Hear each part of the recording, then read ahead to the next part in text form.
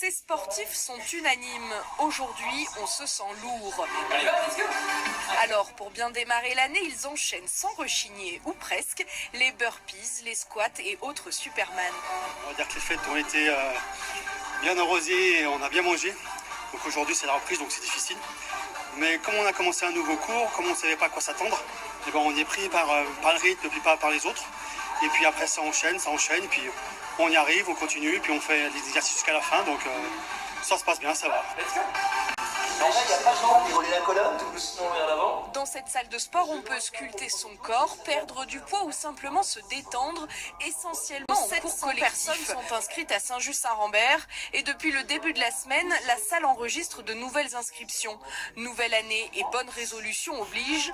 Mais l'objectif, c'est bien de tenir toute l'année. Moi, ce que je préconise aux gens, c'est de vraiment écrire leurs objectifs. Et surtout, pour atteindre l'objectif, par exemple, si on a un objectif de 8 kilos, c'est de se mettre des étapes intermédiaires.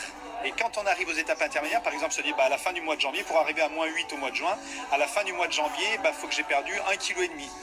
Et c'est quand on arrive à ces sous-étapes qu'il faut se féliciter, se remercier. Et quand on fait ça, en fait, ça booste la motivation, le corps il en redemande et c'est ça qui fait qu'on arrive à garder la motivation et être actif. La reprise du sport, c'est la bonne résolution qui arrive en tête chaque année. Et selon le dernier baromètre sport santé de la Fédération française d'éducation physique, 61% des Français déclarent avoir tenu au moins une des résolutions qu'ils s'étaient fixées en 2022. Les fesses un peu plus loin sur votre selle.